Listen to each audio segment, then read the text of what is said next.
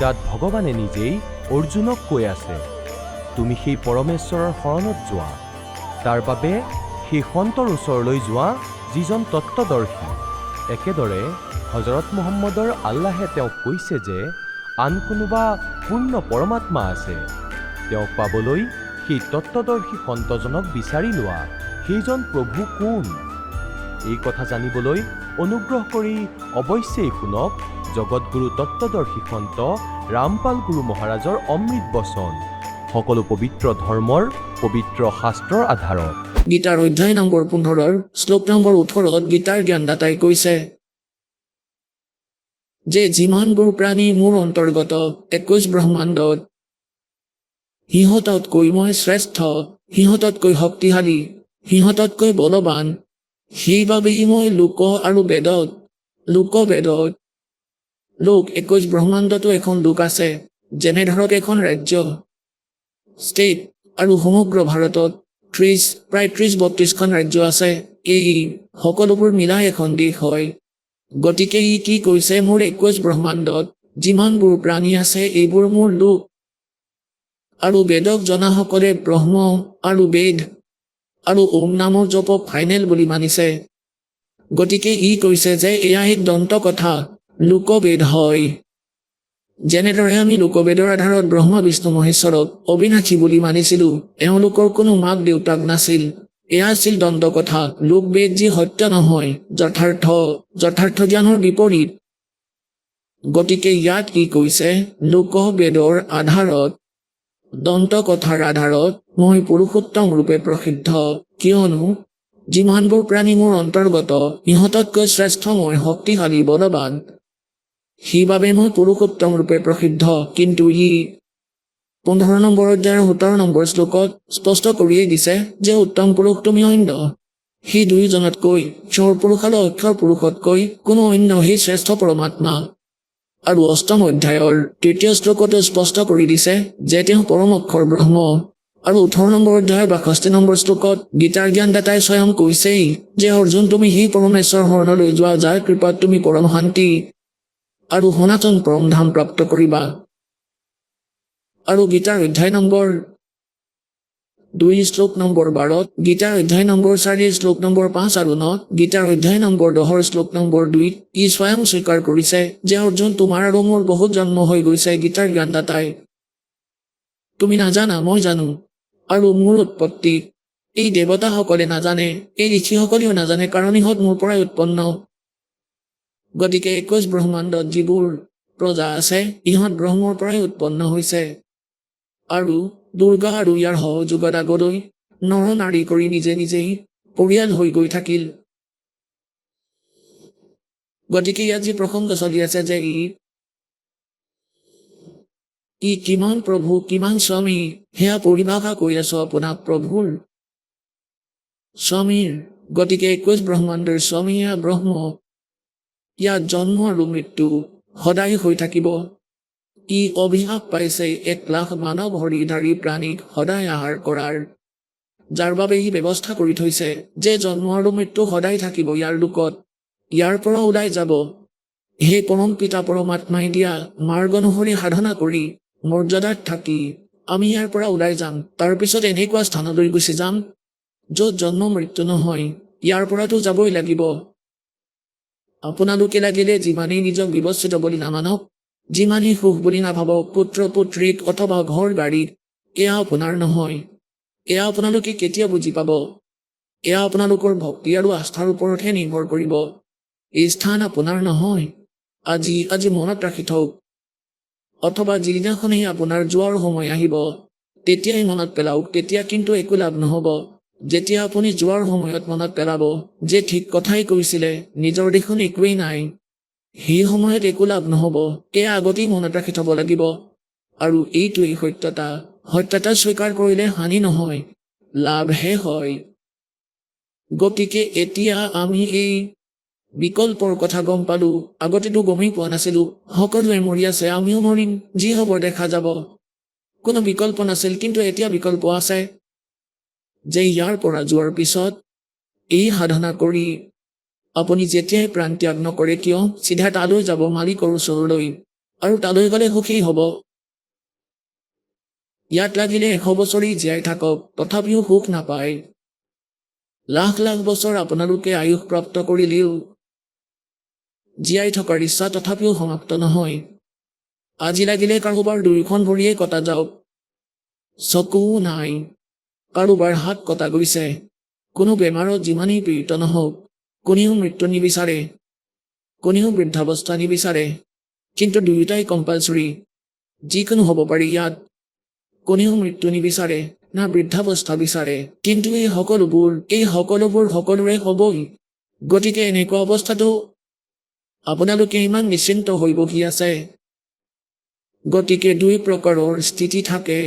এটাটো যিয়ে নিচা কৰি থৈছে, অথবা কোনোবা বালক যিয়ে নাজানি যে যি ক্ৰিয়া কৰি আছে তাৰ হানি কিমান হ'ব, লাভ কিমান হ'ব। গতিকে যিজনে নিচা কৰিছে সেয়াও জ্ঞানেৰে আঁতৰিব। সেই জ্ঞানেৰে এই বালকৰ বুদ্ধি সমাপ্ত হ'ব। আমি কি আস্থা লৈ জীয়াই আছো, কি উদ্দেশ্য লৈ জীয়াই আছো। অট্টালিকা বনাওঁ, গাড়ী লওঁ, বেংক বেলেঞ্চ বনাওঁ, 4টা প্লট লওঁ, কালি মৃত্যু হ'লে প্লট কি কৰিবা? পৰখী কুকুৰহে কৰিবা তাত, নেগুৰ লৰাই। গতিকে এই কথা পৰমাত্মাই কয়, মনত ৰাখিব লাগে। এইবোৰ কথা কোৱা শুনাৰ বাবে নহয়, কৰি পেলোৱাৰ হয়। এতিয়া যি প্ৰসংগ চলি আছে যে এতিয়া আমি সেই লোকৰ ঠিকনা গম পালো, তালৈ যোৱাৰ বিধিটো গম পালো। ইয়াত থকালৈকেও আমি সুখী হৈ থাকিম, আৰু যেতিয়া ইয়াৰ পৰা যাম 1 ছেকেণ্ডতে ওলাই যাম ইয়াৰ পৰা, কোনেও গমেই নাপাব কলৈ গলো। অন্যথা যিয়ে সৎভক্তি নকৰে সিহঁতক যমৰ দূতে লৈ যাব, আৰু কৰ্ম অনুসাৰে সি ইয়াতেই ভ্ৰমি ফুৰিব। কেতিয়াবা স্বৰ্গ, কেতিয়াবা নৰক, কেতিয়াবা 84 লাখ যোনিত। শুভ কৰ্ম কৰিলে, তপস্যা কৰিলে, কিবা ভাল কৰ্ম কৰিলে ৰজা হৈ যাবা। ৰজা হৈ গোটেই কৰ্ম বেয়া কৰিবা, চিকাৰ কৰিবা, বেয়া কাম কৰিবা, মদ পানী খাবা, প্ৰজাক দোষী কৰিবা, নিজৰ স্বাৰ্থৰ বাবে নাজানো কিমান লাখ সৈন্য মৰিবলৈ দিবা। তাৰ পিছত সি গাধ হয়, গটা খাই ফুৰে। গতিকে এই লোকৰ যিকোনো সুখৰ আপুনি ইচ্ছা নাৰাখিব, কিয়নো এয়া সুখ নহয়, মিছা সুখ। গতিকে যি প্ৰসংগ চলি আছে তালৈ আহোঁ। এতিয়া 21 ব্ৰহ্মাণ্ডৰ স্বামী এই ব্ৰহ্ম, আৰু গীতাৰ অধ্যায় নম্বৰ 15 শ্লোক নম্বৰ 18 বহুত ভকতে কৈছে, আমাৰ ভক্তসকলক বাহিৰৰ মানুহে কয়, ব্যক্তিয়ে যে তোমাৰ গুৰুদেৱে 15 নম্বৰ অধ্যায়ৰ 18 নম্বৰ শ্লোকৰ বিষয়ে কিয় নকয়। তাতে ই কৈছে যে মই পুৰুষোত্তম, লোকবেদত মই পুৰুষোত্তম, সকলোতকৈ উত্তম শ্ৰেষ্ঠ। এতিয়া তাৰ ডিফাইন মই কৰি দিলো, ই নিজকে পুৰুষোত্তম বুলি কিয় কয়। এতিয়া এই যি অক্ষৰ পুৰুষ তেওঁ 7 শংখ ব্ৰহ্মাণ্ডৰ স্বামী। 7 শংখ মানে নীল পদ্ম শংখ, যেনেকৈ গণিতৰ গণনা লাখ, 10 লাখ, কোটি, 100 কোটি, 1000 কোটি, এনেকৈ নীল পদ্ম আৰু শংখ। এয়া লাষ্ট সেই গণনা আমাৰ ভাৰতবৰ্ষৰ যি দেৱনাগৰীৰ ভিতৰৰ। গতিকে ইয়াৰ 7 শংখ ব্ৰহ্মাণ্ডৰ স্বামী, 7 শংখ। আৰু কিমান ব্ৰহ্মাণ্ড আছে? অসংখ্য। আমাৰ বাবে অসংখ্য, পৰমাত্মাৰ বাবে এয়া কাউণ্টেবল, তেওঁ সকলো জানে। গতিকে এনেকুৱা নাজানো কিমান ব্ৰহ্মাণ্ড আছে। এই সকলোৰে মালিক সেই পৰম অক্ষৰ ব্ৰহ্ম, আৰু তেওঁ থাকে তাত সত্যলোকৰ ভিতৰত শাশ্বত স্থানত। আৰু আমি আৰু আপোনালোকো তাতেই আছিলো আগতে। আপোনালোক ইয়ালৈ আহিল নিজৰ বালক বুদ্ধিৰ বাবে ভুল কৰি। যিমানবোৰ পৰুৱাৰ পৰা হাতীলৈকে আছে, প্ৰজাৰ পৰা ৰজালৈকে, দেৱতা ব্ৰহ্ম বিষ্ণু মহেশ্বৰলৈকে, দুৰ্গা আৰু জ্যোতি নিৰঞ্জনলৈকে আমি সকলোৱে তাত আছিলো, সত্যলোকত আছিলো। আপোনালোক সকলোৰে মহল অট্টালিকা খালী পৰি আছে তাত। আপোনালোকে ইয়াত সকলো প্ৰাণীয়ে বিচাৰে যে ডাঙৰ অট্টালিকা হওক, কোনোবাই যদি সৰু পোষ্ট এটাও পায়, অথবা কাৰোবাৰ ওচৰত কোনো পইচা নিজৰ পোহপাল নিৰ্বাহতকৈ বেছি পায়, তেতিয়া তেওঁৰ বৃত্তি কি হয়, ডাঙৰ ঘৰ এটা বনাও, চাৰিওফালে পাৰ্ক থাকিব, আগফালে বাগিচা থাকিব, তাতে নিজৰা বব, দোলনা থাকিব। আপোনালোকে দেখিছে এই নকলি সুখীয়া ট্ৰাই কৰি আছে, সৰু সুৰা চাকৰি পালে ডাঙৰ অট্টালিকা বনাই, বাগিচাত দোলনা বনাই লয়, সৰু ডাঙৰ ফাউণ্টেইন বনায়, পাৰ্ক বনায়। এইবোৰ হৈছে নকলি, অস্থায়ী। কাইলৈ মৃত্যু হ'লে এইবোৰ লগত নাযায়। কিন্তু সত্য লোকৰ ভিতৰত আপোনালোকৰ ডাঙৰ ডাঙৰ নিজৰ প্ৰত্যেকৰে দূৰ দূৰলৈকে স্থান থাকিব, নিজা নিজা বাগিচা থাকিব, তাত চিৰসেউজীয়া ফল লাগি থাকিব, ফাউণ্টেইন চলি থাকিব, হীৰা মুকুতা লালৰটো পাহাৰ আছে তাত, যেনেদৰে ইয়াত শিলৰ পাহাৰ আছে। গতিকে এনেকুৱা লোকক এৰি আমি ইয়ালৈ আহিলোঁ। কোনোবাই যদি এটা হীৰা পায়, লুকাই ফুৰিবহি, যেন বহুত ডাঙৰ বস্তু পাই গ'ল, আৰু তাত এনেই পৰি আছে আপোনালোকৰ হীৰা। গতিকে কোৱাৰ ভাৱ এইটো যে আমি সেই সুখময় স্থানক এৰি নিজৰ বালক বুদ্ধিৰ বাবে ভুলতে ইয়াত বন্দী হলোঁ। আৰু ইয়াৰ পৰা ওলোৱাৰ পদ্ধতি কেৱল সেই সমৰ্থবানজনেই কয়। এই কাল ভগৱানে আমাক সেই জ্ঞানৰ কথা গম পাবলৈ নিদিয়ে। যেতিয়া আমি ভুল কৰি আহিছিলোঁ তেতিয়া পৰমেশ্বৰে তাৰ কিছু সময় পিছতেই এই সম্পূৰ্ণ জ্ঞান, সূক্ষ্ম বেদ, ইনক্লুডিং চাৰিও বেদ, এই সকলো জ্ঞান পঠাই দিছিলে, ফেক্স কৰি দিছিলে এই কাল জ্যোতিস্বৰূপী নিৰঞ্জনৰ অন্তঃকৰণত। আৰু ই যেতিয়া নিজে নিজে যেনেকৈ কাৰোবাৰ বমি হ'লে তাৰ সাধ্যৰ কথা নহয় বাধা দিয়া, যেনেকৈ হাঁচি আহে, হাঁচিত কোনেও বাধা দিব নোৱাৰে। গতিকে এই প্ৰকাৰে পৰমাত্মাই এনেকুৱা ব্যৱস্থা কৰি ইয়াৰ শৰীৰত পঠিয়ালে। কিছু সময়ৰ পিছত তাৰ এনেই হাঁচি আহিল। তেতিয়া এবাৰতে 4খন বেদ বাহিৰলৈ আহিল, সমুদ্ৰৰ ওপৰত পৰি গ'ল, এক সুন্দৰ সুসজ্জিত ট্ৰেৰ ওপৰত। ই 4খন বেদ উঠালে, সেইকেইখন এখনেই বেদ আছিলে। ই সেইখন পঢ়িলে। তাৰপিছত ই দেখিলে যে এইখনত সেই পৰমাত্মাৰ সম্পূৰ্ণ তথ্য আছে, সত্যলোকৰ তথ্য আছে, তাৰ ব্যৱস্থাৰ তথ্য আছে, আৰু মোৰ অন্তৰ্গত যিমানবোৰ প্ৰাণী আছে সিহঁতে যদি গম পায় সকলো পলাই যাব। আৰু ইয়াৰ যি অভিশাপ লাগি আছে ইয়াৰ ভুলৰ বাবে 1,00,000 মানৱ শৰীৰধাৰী প্ৰাণীৰ নিত্য আহাৰ কৰাৰ। গতিকে এই উদ্দেশ্যেৰে এই সূক্ষ্ম বেদৰ সেই পাৰ্ট, সেই অংগ ওলাই দিলে তাৰ পৰা, য'ত সেই লোকৰ তথ্য আৰু সেই ভক্তিৰ বিধি আছিল। সেয়া যদিও ক'ড ৱৰ্ডত আছিল, সি সকলোবোৰ তথ্য সমাপ্ত কৰি দিলে।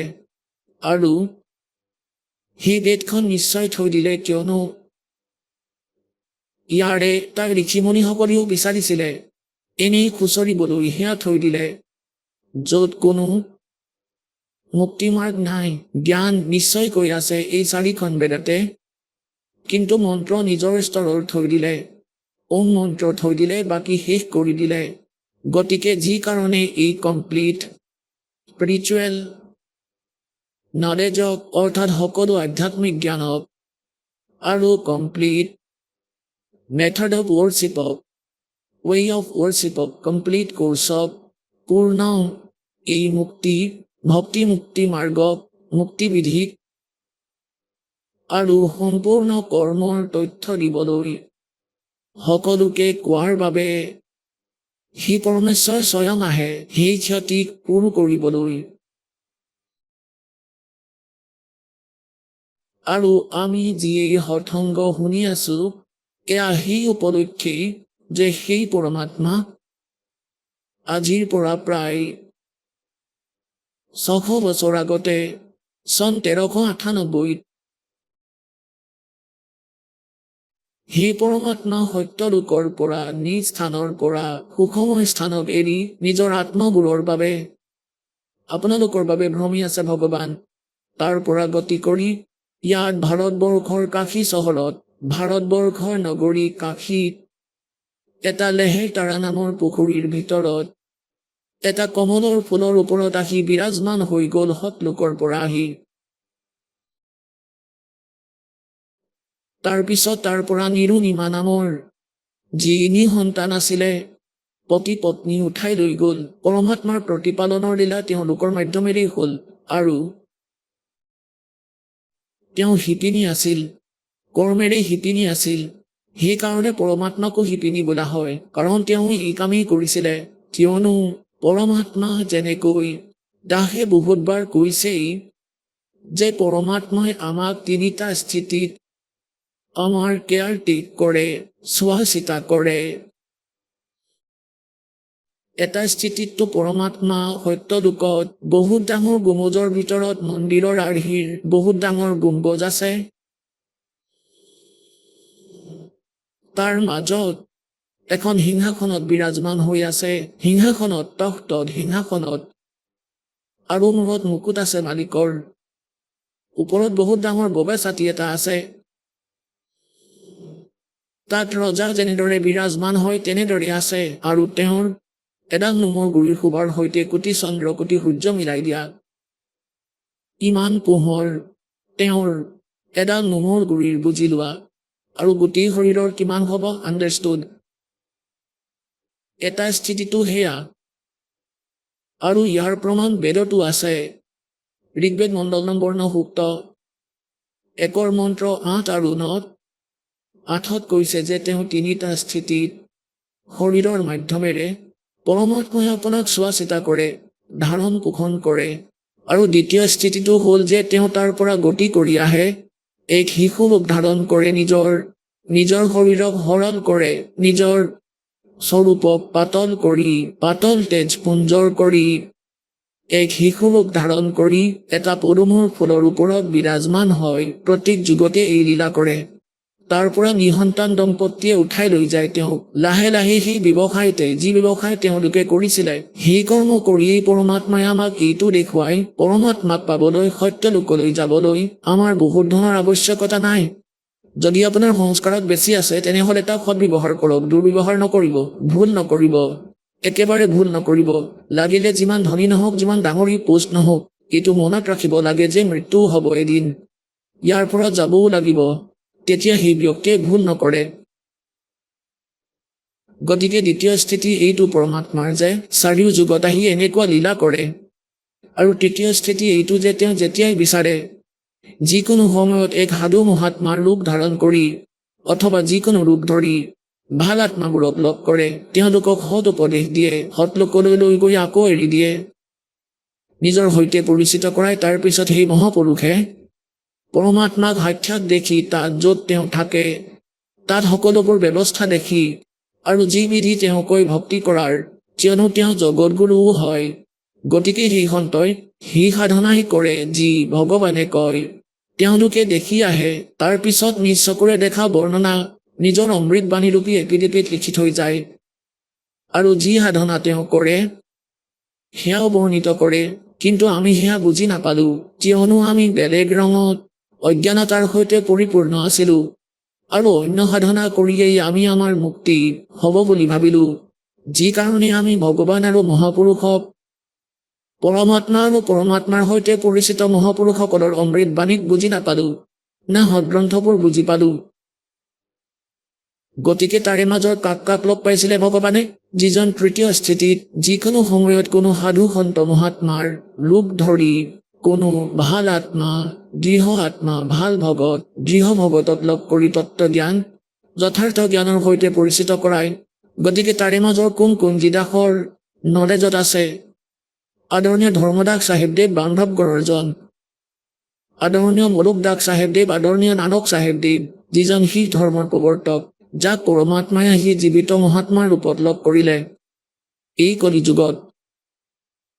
আদৰণীয় দাদু চাহেবদেৱ, আদৰণীয় গৰীবদাস চাহেবদেৱ, গাঁও চোলালী জিলা জজ্জৰ হাৰিয়ানাৰজন, আদৰণীয় ঘিচা দাস চাহেবদেৱ, গাঁও খেখৰা, এতিয়াতো জিলা বাগপত হ'ল, আগতে জিলা মেৰঠ আছিলে উত্তৰ প্ৰদেশৰ। আৰু আদৰণীয় স্বামী ৰামানন্দদেৱ, ব্ৰাহ্মণ আছিল, ডাঙৰ পণ্ডিত, বেদ আৰু গীতাৰ বিদ্বান বুলি মনা হৈছিলে, কাশীত আছিলে। 5 বছৰ আয়ুষত পৰমাত্মাই তেওঁক লগ কৰিছিল। গতিকে এইসকল মহাত্মাক পৰমাত্মাই লগ কৰিছিল আৰু সত্য লোকলৈ লৈ গৈ আকৌ এৰিছিল। সেই সুখময় স্থানলৈ লৈ গৈছিল য'ৰ গুণগান এই দাসে কৰি আছে, যে যলৈ যোৱাৰ পিছত জীৱৰ কেতিয়াও জন্ম মৃত্যু নহয়, কিন্তু তালৈ যোৱাৰ এক বিধি আছে, স্থায়ী স্থান পোৱাৰ।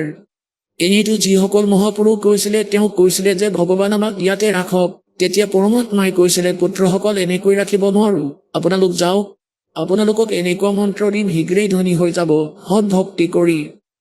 আৰু সেই ভক্তিৰ শক্তিৰেই ইয়ালৈ আহিব পাৰিব। গতিকে তেওঁ এনেকৈ কৰিলে। যথাৰ্থ ভক্তি যি ভগৱানে কৈছিলে আৰু সৎলোকলৈ গ'ল আৰু নিজ চকুৰে দেখা যি বিৱৰণ আছিলে, যি সাধনা তেওঁলোকে কৰিছিল যে সত্যলোক এনেকুৱা স্থিতি, সেয়া নিজৰ অমৃত বাণীত মুখেৰে কৈ কৈ লিখিলে আৰু লিখালে। গতিকে তাৰে মাজৰ মহাপুৰুষ কোন কোন? আপোনালোকক কৈছোৱেই, যিসকল মহাপুৰুষক পৰমাত্মাই পাইছিলে আৰু সৎলোকলৈ লৈ গৈ আকৌ এৰি দিছিলে। তাৰে মাজৰ স্বয়ং পৰমাত্মাই যি জ্ঞান দিছিলে সেয়া আদৰণীয় ধৰ্মদাস চাহিবদেৱে কবিৰ সাগৰ, কবিৰ বাণী, কবিৰ বীজক ৰূপত সেই পৰমাত্মাৰ দ্বাৰা কোৱা বাণীক লিপিবদ্ধ কৰিলে, যি সূক্ষ্ম বেদ হয়, যাক তত্ত্ব জ্ঞান বোলে। আৰু তেওঁৰ বিষয়ে অলপমান হিণ্ট দিছে ক'ত? শ্ৰীমদ ভাগৱত গীতা অধ্যায় নম্বৰ 4 শ্লোক নম্বৰ 32। তাত কৈছে যে অৰ্জুন, এতিয়ালৈকে মই যি তোমাক জ্ঞান দিছো যে কোনোবাই দেৱতাৰ পূজা কৰে, গীতাৰ অধ্যায় নম্বৰ 4 শ্লোক নম্বৰ 25 পৰা 30 ভিতৰত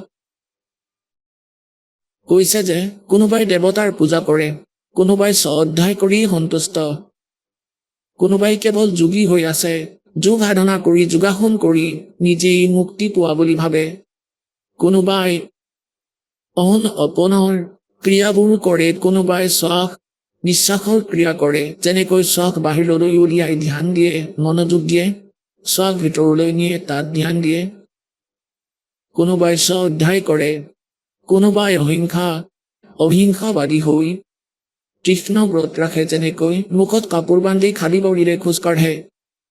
গতিকে এওঁলোকে নিজৰ নিজৰ সাধনাক পাপ নাশক বুলি ভাবে। কিন্তু যথাৰ্থ জ্ঞান 4 অধ্যায়ৰ 34 নম্বৰ শ্লোকত শ্ৰীমদ ভাগৱত গীতাত কৈছে যে যথাৰ্থ জ্ঞানটো পৰমাত্মাই আহি নিজৰ মুখ কমলেৰে কয়।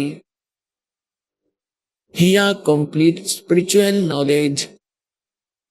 তাত 4 অধ্যায়ৰ 32 নম্বৰ শ্লোকত কৈছে শ্ৰীমদ ভাগৱত গীতাত যে ব্ৰহ্মণী মুখে সচিদানন্দ ঘন ব্ৰহ্মই নিজ মুখ কমলেৰে কোৱা বাণীত যজ্ঞ অৰ্থাৎ ধাৰ্মিক অনুষ্ঠানৰ তথ্য বিস্তাৰিতভাৱে কৈছে। সেয়া তত্ত্বজ্ঞান 4 অধ্যায়ৰ 34 নম্বৰ শ্লোকত কৈছে যে অৰ্জুন, সেই তত্ত্বজ্ঞানক তত্ত্বদৰ্শী সন্তৰ ওচৰলৈ গৈ বুজা। তেওঁক দণ্ডৱত প্ৰণাম কৰিলে, কপটতা এৰি বিনম্ৰ ভাৱেৰে প্ৰশ্ন কৰিলে, সেই তত্ত্বদৰ্শী সন্তই তোমাক তত্ত্বজ্ঞানৰ উপদেশ কৰিব। ইয়াৰ পৰা এইটো সিদ্ধ হৈ গ'ল, যি গীতাৰ ভিতৰত জ্ঞান আছে সেয়া তত্ত্বজ্ঞান নহয়। যথাৰ্থ জ্ঞান ইয়াতকৈ বেলেগ। সেয়া কি হয়? যি ভগৱানে সচিদানন্দ ঘন ব্ৰহ্মই স্বয়ং নিজৰ মুখ কমলেৰে কৈছে, পৰমোক্ষৰ ব্ৰহ্মই নিজ মুখ কমলেৰে কৈছে, সেয়াই হৈছে সচিদানন্দ ঘন ব্ৰহ্মৰ বাণী। ইয়াত গীতাৰ অনুবাদকসকলে 4 অধ্যায়ৰ 32 নম্বৰ শ্লোকত ব্ৰাহ্মণীৰ অৰ্থ কৰি দিলে, ব্ৰাহ্মণী মুখেৰ অৰ্থ কৰি দিলে বেদৰ বাণী নহয়। এই 4 বেদৰ বাণী, ইয়াৰ সাৰমৰ্ম হ'ল শ্ৰীমদ ভাগৱত গীতা। সেয়া হ'ল সচিদানন্দ ঘন ব্ৰহ্মৰ বাণী। ব্ৰহ্মণী মানে সচিদানন্দ ঘন ব্ৰহ্ম। 17 নম্বৰ অধ্যায়ৰ 23 নম্বৰ শ্লোকতো আছে ব্ৰহ্মণী শব্দটো। ओम तत्सत इति निर्देशे ब्रह्मण त्रैविध्य समर्थ। তাত কি কৈছে যে সচিদানন্দ ঘন ব্ৰহ্মৰ স্মৰণৰ তেওঁক পোৱাৰ এই 3 মন্ত্ৰৰ জপৰ নিৰ্দেশ আছে, অৰ্থাৎ চিধা ডাইৰেকশ্যন। তাত খেলি মেলি নাই। ইয়াক নিৰ্দেশ বুলি কয়, আদেশ, একেবাৰে ফাইনেল অৰ্ডাৰ। নিৰ্দেশ মানে অৰ্ডাৰ আৰু ডাইৰেকশ্যন দুয়োটাই হয়। গতিকে তাত কৈছে যে ইয়াত ব্ৰাহ্মণীৰ অৰ্থ সঠিককৈ ক'লে অনুবাদকসকলে তাত বিচলিত নহ'ল। তাত লিখিছে ব্ৰাহ্মণী মানে সচিদানন্দ ঘন ব্ৰহ্মক কোৱাৰ, স্মৰণ কৰাৰ। ওম তৎ আৰু সৎ সৎ, এয়া 3 প্ৰকাৰৰ মন্ত্ৰ। এওঁলোকে বুজি নাপালে। বালকে কিনো বুজিব? 4ৰ্থ কক্ষৰ ছাত্ৰই PhDৰ মাৰ্গক কেনেদৰে বুজি পাবনো? এয়া বালকৰ কাৰণে নহয়। যিমানবোৰ গ্ৰন্থ আছে এয়া মহাপুৰুষ, এয়া god given spiritual knowledge, Gita আৰু বেদ আৰু সূক্ষ্ম বেদ, যাক তত্ত্বজ্ঞান বুলি কয়।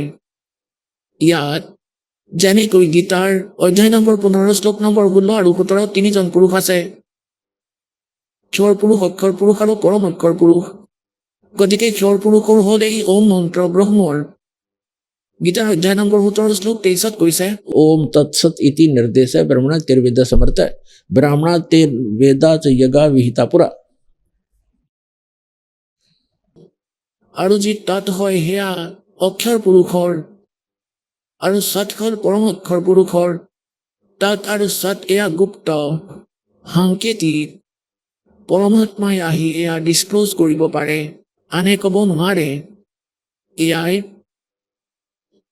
আপোনালোকে ঋগ্বেদ মণ্ডল নম্বৰ 9 সূক্ত 95 মন্ত্ৰ নম্বৰ 2 আপোনালোকক বহুবাৰ দেখুৱাইছো। তাত কৈছে, সেই পৰমাত্মা নিজৰ বাক অৰ্থাৎ নিজৰ বাণীৰ দ্বাৰা যথাৰ্থ জ্ঞানক কৈ কৈ ঘূৰে আৰু এই গুপ্ত মন্ত্ৰবোৰৰো আৱিষ্কাৰ কৰে, ডিছক্ল'জ কৰে এই গুপ্ত মন্ত্ৰবোৰৰ। গতিকে পৰমেশ্বৰে কৈছে, सो हम शब्द हम जग में ल्याए सार शब्द हम न गुप्त छुपाए। এই চুহম শব্দটো আপোনালোকে কোনো গীতা বা বেদত নাপায়। পৰমাত্মাই আহি ডিছক্ল'জ কৰিছে এই মন্ত্ৰক। আৰু সৎ সেয়া যি সৎ হাৰ নাম সেয়া তথাপিও লুকুৱাই ৰাখিছে। এতিয়া এই দাসক ডিছক্ল'জ কৰিছে, দাসক দিছে। ইয়াৰ আগতে যিসকল মহাপুৰুষক দিছিলে তেওঁলোকক প্ৰতিজ্ঞা কৰাইছিলে যে এতিয়া ডিছক্ল'জ নকৰিবা, হতনামকো ডিছক্ল'জ নকৰিবা। সেইবাবে মহাপুৰুষসকলে কাকো হতনাম নিদিলে। ইয়াৰ কাৰণ আছিলে এই নাম, এই জ্ঞান, এই মন্ত্ৰই যদি এই কালৰ দ্বাৰা চলোৱা পন্থবোৰে পায়, এই ৰাধাস্বামী পন্থ, ধন ধন সদগুৰু পন্থ, জয় গুৰুদেৱ পন্থ, বিনোদবালা বিহানী পন্থ আৰু এই নিৰংকাৰী পন্থ, ব্ৰহ্ম বিষ্ণু মহেশ্বৰৰ পূজাৰী অথবা আন ধৰ্মৰ যেনেকৈ মুছলমান ধৰ্ম অথবা খ্ৰীষ্টান ধৰ্মৰ, আৰু শিখ ধৰ্মতো নাই, কিয়নো নানকদেৱৰতো তিনিওটা মন্ত্ৰই প্ৰাপ্ত আছিল। কিন্তু তেওঁ পৰমাত্মাই তেওঁক মানা কৰি দিছিলে। ধৰ্মদাস দেৱক কৈছিলে ভগৱানে कि धर्मदास मेरी लाख दुहाई, ये मूल ज्ञान है, ये तत्व ज्ञान कई बार ना जाई। আকৌ কৈছিলে धर्मदास मेरी लाख दुहाई, ये सार शब्द कई बार ना जाई। এই হত নাম আৰু এই হাৰ নাম এতিয়াই ডিছক্ল'জ নকৰিবা। कहते मूल ज्ञान बाहर जो पढ़ी बिचली पीढ़ी हंसली तरही।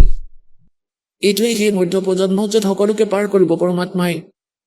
যদি এই নাম আৰু এই জ্ঞানী এই সন্তসকলৰ লগত থাকিল হয়, ধৰক ৰাধাস্বামীসকলৰ লগত আছে, আৰু এওঁলোকৰ কোনো শিপা নাই, কিয়নো এওঁলোকৰ শিৱদয়ালদেৱৰ কোনো গুৰু নাছিল।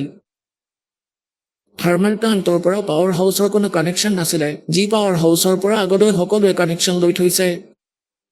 এওঁলোকে কানেকশ্যন লৈ নামো এইটোৱে জব কৰি থাকিলে হয়, জ্ঞানো এইটোৱেই দি থাকিলে হয় সিহঁতে, তেতিয়া কোনেও নেমানিলে হয়, ক'লে হয় আমিও এইটোৱেই কৰি আছোঁ। আৰু তেওঁলোকতো নকলি অধিকাৰী নহয়, তেওঁলোকৰ পৰা এই মন্ত্ৰ আৰু জ্ঞান প্ৰাপ্ত কৰি কোনো লাভ এই জীৱই নাপালেই হয়, কাৰণ অধিকাৰী অবিহনে কোনো কাৰ্যই সফল নহয়। সেইবাবে পৰমাত্মাই কৈছিলে যে এই কাৰে মোৰ সন্তানসকলক ভ্ৰমিত কৰি নকলি পন্থ চলাবই। সি আগতেই কৈছিলে যে এনেকুৱা মূৰ্খ বনাই পেলাম সমাজক ভক্তি মাৰ্গত, নকলি পন্থবোৰ চলাম, মিছা নাম জপ কৰাম ক'ৰবাত মন্দিৰ আৰু অন্য তীৰ্থস্থান বনাই দিম, ইহঁত তাত ভ্ৰমি পৰিব, কোনেও নুশুনিব তোমাৰ কথা। আৰু সি কৰিছে এইটো। গতিকে পৰমাত্মাই কৈছিলে তুমি কৰা যি কৰিব বিচাৰিছা, যেতিয়া সময় আহিব দেখা যাব, যেতিয়া কলিযুগৰ 5500 বছৰ পাৰ হ'ব, তেতিয়া মধ্য প্ৰজন্ম আৰম্ভ হ'ব। গতিকে সেই মধ্য প্ৰজন্মৰ বাবে এই সকলো গুপ্তধন লুকুৱাই ৰাখিছিলে তোমালোকৰ বাবে সন্তানসকল। তোমালোকতো বালক, তোমালোকে নাজানাই ভক্তি কি, কাৰণ যথাৰ্থ জ্ঞান পোৱা নাছিলা।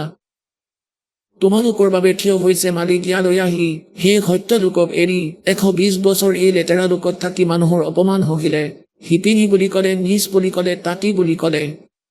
কোনোবাই কিবা কৈছিলে, কোনোবাই লাঠ মাৰিছিলে, কোনোবাই ধিক্কাৰ দিছিলে, কোনোবাই তেওঁক গালি দিছিলে যে তুমি আমাৰ দেৱতাসকলক বেয়াকৈ কৈছা, ব্ৰহ্ম বিষ্ণু মহেশ্বৰৰ পিতৃ মাতৃ আছে বুলি কোৱা, নাগবান বুলি কোৱা। আৰু পৰমাত্মাই কয় ते साच कहूं तो जग मारे और झूठ कही ना जाई हो। পৰমাত্মাই কয় মিছাটো মই কবই নোৱাৰো আৰু সঁচা কলে ইহঁতে মোক মাৰিবলৈ খেদে। গতিকে পুণ্যাত্মাসকল, তোমালোকৰ বাবে পৰমাত্মাই এইবোৰ কৰি গৈছিলে। যেনেদৰে 600 বছৰ আগতে আহিছিলে, তেওঁ ভগৱান পৰমাত্মা পৰম অক্ষৰ ব্ৰহ্ম, আৰু যি পৰম অক্ষৰ ব্ৰহ্মৰ গুণ, সেই গুণটো থাকিবই। যেনেদৰে বৰফৰ গুণ শীতলতা দিয়া। গতিকে পৰমাত্মা যেতিয়া আহিব, যেনেদৰে বৰফ কৰবাত থলে এইটোতো তাৰ গুণ ওচৰ পাজৰ শীতল কৰি দিয়ে। তাত যদি হাত লগাই চোৱা তেনেহলে ঠাণ্ডা পাবা।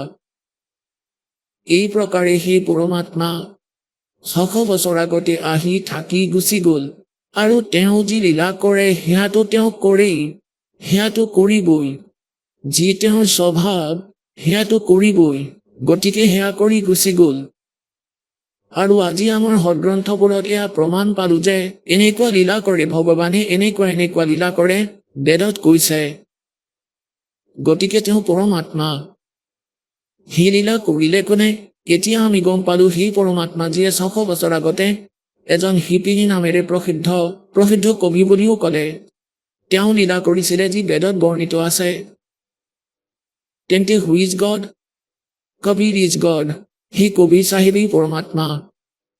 গতিকে এনেকৈ সেই পৰমাত্মা নিজৰ মৰমীয়াল আত্মাবোৰৰ বাবে ইয়ালৈ আহে আৰু তেওঁলোকৰ বাবে এই গুপ্তধন লুকুৱাই থৈছিলে, যাতে যেতিয়া কলিযুগৰ 5500 বছৰ অতিক্ৰম হব, ধৰ্মদাস দেৱক কৈছিল, তেওঁ চিন্তিত হৈ গৈছিল।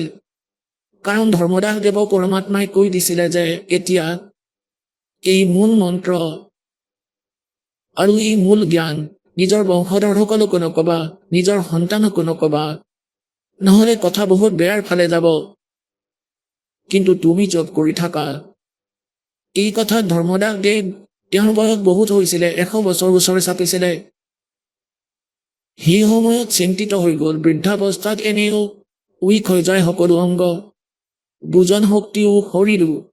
সেইবাবে পৰমাত্মাক বাৰে বাৰে কৈছিলে যেতিয়া অকলে আছিলে যে হে মালিক, মোৰ সন্তানসকলৰ কি হব? ইহঁত কেনেকৈ পাৰ হব? ইমান বন্দী হৈ আছিল মমতাত, আৰু ভগৱানৰ লগতেই আছিল, আৰু ইমান জ্ঞান দিলে। আমাৰ ভিতৰত ইমান অজ্ঞানতা ভৰাই ৰাখিছিলে, সেই ৰঙেৰে ইমান ৰঙীন কৰিছিলে। তেতিয়া পৰমাত্মাই ভাবিলে যে এওঁ কথাটো বেয়াৰ ফালে নিব। যদি এওঁ ডিছক্ল'জ কৰি দিয়ে এই মন্ত্ৰ, মোৰ সকলো শেষ হৈ যাব। মধ্য প্ৰজন্মৰ যি মই কথা দি থৈছিলো, সকলোকে পাৰ কৰাম বুলি, শিক্ষিত কৰাম, এনেকুৱা ইনষ্ট্ৰুমেণ্ট বনাম, এয়া পৰমাত্মাই দিছে। এই চেনেল, ইলেক্ট্ৰনিক মিডিয়া, এই টেলিভিজন, CD, মোবাইল, এই DVD, ইণ্টাৰনেট, এই সকলো চিষ্টেম বনাই থৈছে। এয়া জীৱৰ সাধ্যৰ নহয়। যিয়েই নকওক কিয় আপোনালোকৰ বাবে কৰিছে পৰমাত্মাই। কাৰণ এতিয়ালৈকেতো সকলোৱে নিজৰ মতেই কৈ আছিলে। ষ্টেজত বহিলৈ সংস্কৃত কৈ থাকে, অথবা কোনোবা আৰবী ভাষা কয় আৰবীত কৈ থাকে, আৰু শ্ৰোতাই যিসকলে বেছিকৈ কৈ থাকে তেওঁলোকৰ বাবে তালি বজায়, সি গৰ্বিত হৈ যায়, বিজয়ী হৈ যায়। আমি নাজানো সি সঁচা কৈছে নে মিছা। এতিয়া সত্যতা আপোনালোকৰ সন্মুখত আহিব। এই মিডিয়াৰ মাধ্যমেৰে মিডিয়া বনাইছে পৰমাত্মাই আপোনালোকৰ বাবে। আগতেই নিৰ্ধাৰিত আছিলে, কলিযুগ নাম সেইকাৰণে দিছিলে। আৰু সেইকাৰণে আপোনালোকৰ বাবে এই মধ্যযুগৰ এই সময় নিৰ্ধাৰিত কৰিছিলে যে সকলোকে শিক্ষিত কৰিম, আৰু এনেকুৱা ইনষ্ট্ৰুমেণ্ট বনাব বিচাৰিছিলে দাতাই, যাতে আপোনালোকে স্বয়ং চাব পাৰে নিজৰ সদগ্ৰন্থবোৰক, যাক সঁচা মানি আছিলে, তাত যি লিখা আছে এতিয়াও সত্য। আগতে আপোনালোকে অসত্য শুনিছিলে, সেইবোৰ এৰিব লাগিব। নিজেই এৰা খাব লাগিলে 2-4 দিন ভাল নালাগিব পাৰে, কিন্তু শেষত সত্যতাই নিজৰ স্থান লৈহে এৰে। গতিকে এইটোৱেই সময় সেই কলিযুগৰ মধ্য প্ৰজন্মৰ। তেতিয়া পৰমাত্মাই দেখিলে যে ধৰ্মদাসদেৱ বহুত চিন্তিত হল, আৰু এওঁ বেয়াৰ ফালে নিব। তেতিয়া পৰমেশ্বৰে কৈছিলে, ধৰ্মদাস, আপুনি চিন্তা নকৰিব। যি প্ৰথম মন্ত্ৰ মই আপোনাক দিছিলো 5 নামৰ, মই যে আপোনালোকক আজি এই 7 মন্ত্ৰ দিলো, এয়া প্ৰথম মন্ত্ৰ। কেৱল এই মন্ত্ৰ দিয়াৰ আদেশহে পৰমাত্মাই দিছিলে। 5-7 নহয়, কেৱল মাজৰ 5টা। গতিকে তেওঁ কৈছিলে পৰমেশ্বৰে যে আপুনি এই 5 নাম নিজৰ সন্তানক দিব। তাৰ পিছত পৰমাত্মাই দেখিলে যে এওঁ কাম বেয়াহে কৰিব। তেওঁক আগলৈ আদেশ নিদিলে, নাম দিয়াৰ ষ্টপ কৰি দিলে যে আপুনি দীক্ষা দিব নোৱাৰে। তেতিয়া পৰমেশ্বৰে স্বয়ং এই ধৰ্মদাস দেৱৰ পুত্ৰ, যাৰ তেওঁৰ আশীৰ্বাদতেই জন্ম হৈছিল, চূড়ামণি, যাক পিছত মুকুতামণি বুলিও কোৱা হ'ল, তেওঁক স্বয়ং গুৰুৰ পদবী প্ৰদান কৰিছিলে আৰু প্ৰথমেই 5 নাম যি মই আপোনালোকক দিওঁ এই মন্ত্ৰ দান কৰাৰ আদেশ দিছিলে কিন্তু আগলৈ জ্ঞান নিদিলে গতিকে পৰমেশ্বৰে কৈছিলে তোমাৰ বংশধৰসকলক যি মই বিধি কৈছো মন্ত্ৰ জপ কৰাৰ ইয়াৰ পৰা কি হ'ব এওঁলোকে বাণীৰ পাঠ কৰি থাকিব এওঁলোকে প্ৰথম মন্ত্ৰ জপ কৰি থাকিলে ধৰ্মদাস এওঁলোকে মনুষ্য জীৱন পাই থাকিব ইয়াৰ পৰা মানৱ শৰীৰ পাই থাকিব এওঁলোকৰ মনত ভগৱানৰ প্ৰতি আস্থা থাকিব ইয়াত যেতিয়ালৈকে সংসাৰত জীৱিত থাকিব এই শৰীৰত এওঁলোকে সুখ পাই থাকিব এনেকৈয়ে যেতিয়া এওঁলোকে জন্ম লৈ থাকিব যেতিয়া 5500 বছৰ পাৰ হৈ যাব কলি যুগৰ তাৰ পিছত মই আহিম পৰমাত্মাই কৈছে মই স্বয়ঙেই আহিম আৰু সমগ্ৰ বিশ্বক জ্ঞান দিম সমগ্ৰ বিশ্বৰ যিমানবোৰ মানৱ শৰীৰধাৰী প্ৰাণী আছে जेते जीव जहान सतनाम की साख गए में पावे पद निर्वाण আপোনালোকক বহুবাৰ দেখুৱাইছো আজি এই হঠংগটো আপোনালোকক দেখুৱাম 5 দিনীয়া যি হঠংগ হৈ আছে ইয়াত তেতিয়াহে ধৰ্মদাস দেৱৰ মন ভাল লাগিল তেতিয়া পৰমাত্মাই ক'লে যে যেতিয়া সমগ্ৰ সংসাৰ পাৰ হ'ব যিয়ে এই নাম গ্ৰহণ কৰিব আৰু সকলোৱে কৰিব পৰমাত্মাই ফাইনেল কৰি থৈছে সমগ্ৰ বিশ্বৰ প্ৰাণী যিসকল মানৱ শৰীৰধাৰী হ'ব সেইসকলে এই নামক সৎ নামক গ্ৰহণ কৰিব আৰু সকলোৱে মুক্তি পাব সকলোৱে পাৰ হ'ব সকলোৰে মুক্তি হ'ব তেতিয়া তোমাৰ বংশধৰ্ম ক'ত ৰ'ব সিহঁতো পাৰ হ'ব তেতিয়া সেই ধৰ্মদাস দেৱ শান্ত হ'ল ক'লে তেন্তে ঠিকেই আছে মহাৰাজ তেন্তে ঠিকেই আছে তেতিয়াহে তেওঁ সন্তুষ্ট হ'ল গতিকে পুণ্যাত্মাসকল এইবাবেই লুকুৱাই ৰাখিছিলে কোনো মহাপুৰুষক আদেশ দিয়া নাছিলে আগলৈ এই নাম সৎ নাম দিয়াৰ এই দাসৰ জন্ম গৰীব দাসৰ যি আধ্যাত্মিক জন্ম গৰীব দাস দেৱৰ পন্থত হৈছে যি 12 নম্বৰ পন্থ বুলি লিখিছে কবিৰ পন্থ কবিৰ সাগৰত কবিৰ বাণী নামৰ চেপ্টাৰত 137 আৰু 37 পৃষ্ঠাত গতিকে সমগ্ৰ গৰীব দাস দেৱৰ গ্ৰন্থত সম্পূৰ্ণকৈ লিখিছে কিন্তু হৰনাম গুপ্ত সত্য নাম লিখা আছে স্পষ্টকৈ কিন্তু গোটেই গৰীব দাস পন্থত সৎনামৰ জপ নাই কাৰো লগত মোৰ গুৰুদেৱৰ বাহিৰে মোৰ গুৰুদেৱৰ 2-3খন সৰু সৰু আশ্ৰম আছিল তেওঁৰ শিষ্য সীমিত আছিল আৰু পৰমাত্মাই সিহঁতক এই প্ৰথম মন্ত্ৰটোহে দিছিলে যেতিয়া এই দাস তেওঁৰ শৰণলৈ আহিল এই দাসক গুপ্তধান দেখুৱালে আৰু ক'লে তোমাৰেই অপেক্ষা আছিলে 107 বছৰ হৈ গৈছিলে যেতিয়া এই দাসে দীক্ষা লৈছিল তেওঁৰ পৰা 107 বছৰৰ শৰীৰ আছিলে সেই মালিকৰ তেওঁ কৈছিলে যে মই তোমাৰ বাবেই অপেক্ষা কৰি আছিলো এই মন্ত্ৰ এই জপ এতিয়া কাকো নকবা লাহে লাহে কবা আৰু হাৰ নামৰ বাবে আগলৈ পৰমাত্মা আহিয়ে তোমাক নিৰ্দেশ দিব তেতিয়াহে কবা গতিকে দাসে লাহে লাহে ইয়াক চলালে আৰু পৰমাত্মাই আহি 1997 দাসক আদেশ দিলে যে এতিয়া তুমি ডিসক্লোজ কৰি দিয়া নো প্ৰব্লেম গতিকে পুণ্যাত্মাসকল এতিয়া এই মন্ত্ৰ আপোনালোকক দেখুৱাব লাগিব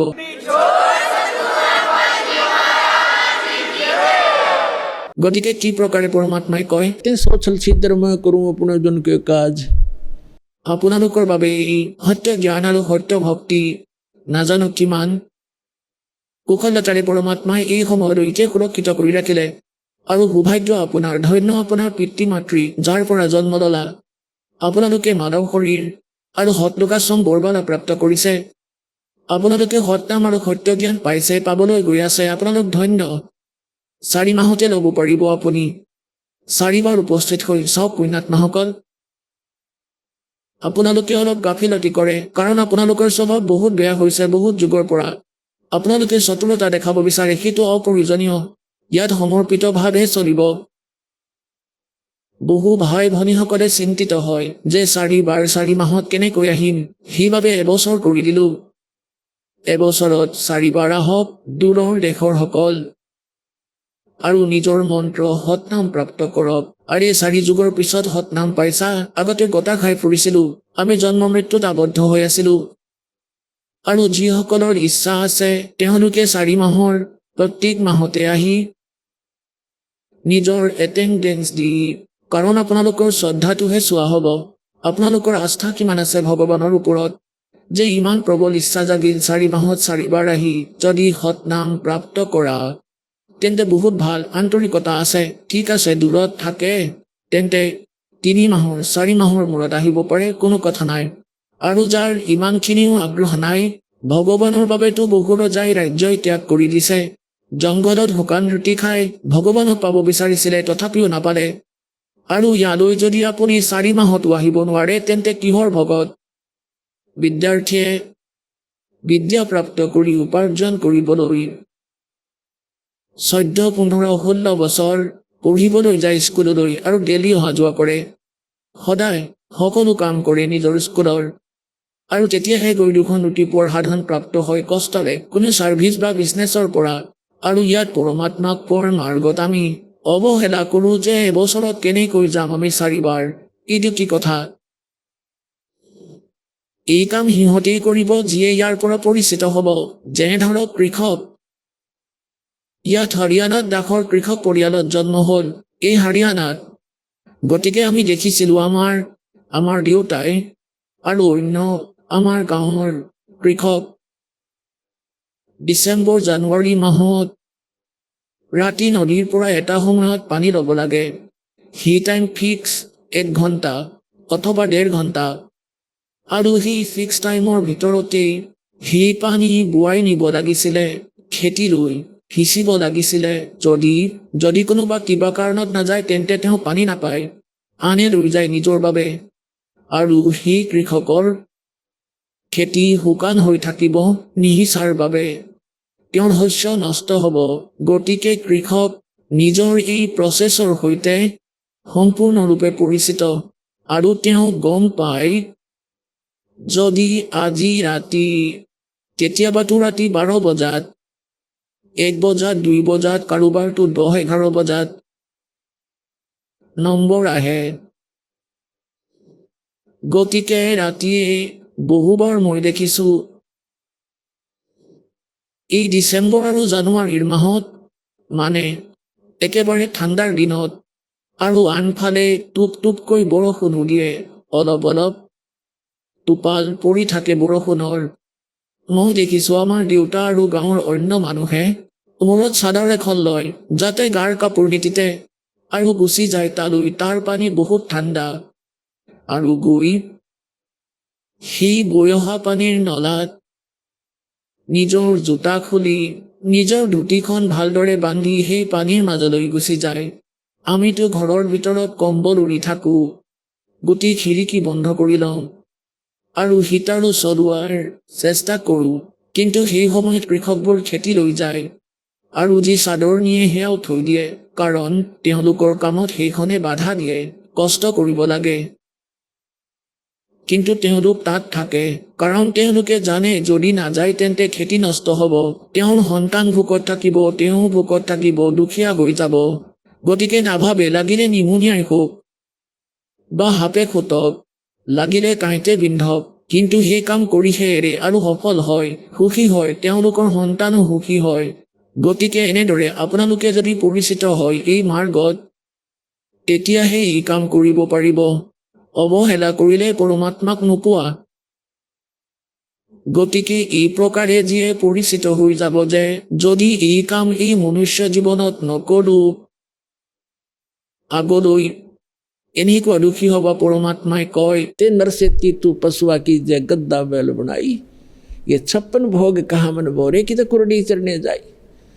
কলিজা কপি যায় পুণ্যাত্মাসকল। দাসৰ এনেকুৱা স্থিতি হৈ গৈছিল যেতিয়া এই জ্ঞান বুজি পালে। আগতে আমি কি উদ্দেশ্য লৈ জীয়াই আছিলোঁ, এতিয়া বুজি পাইছোঁ আমি মনুষ্য জীৱনত কিমান সুন্দৰ জীৱন লৈ জীয়াই আছোঁ। ভোক লাগিলে ৰুটি বনাই খাওঁ, নহ'লে কোনোবাই বনাই দিয়ে। হোটেললৈ গৈ চাহ খাওঁ, কাজু, খিচমিচ, আপেল খাওঁ, লাড্ডু, জিলাপি, হালোৱা, ক্ষীৰ বনাই খাওঁ।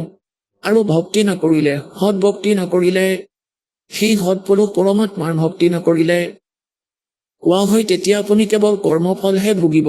স্বৰ্গৰ দেৱতা হ'লেও আপুনি নৰকলৈ যাব। আৰু নৰকৰ পিছত 84 লাখ যোনিতো আপুনি ভ্ৰমিব লাগিব। আৰু এই সৎভক্তি কৰিলে আপোনাক বাইপাছ উলিয়াই দিব ভগৱানে আৰু সৎ লোকলৈ যাব। এইটো নকৰিলে जो इस मनुष्य जीवन को पाकर जो नहीं रटे हरि नाम, और जैसे कुआ जल बिना फिर बनवाया क्या काम। আকৌ পৰমাত্মাই কয় नर से ती নৰৰ পৰা মনুষ্যৰ পৰা তুমি আকৌ পশু হবা। नर से ती तू पशुआ कीजे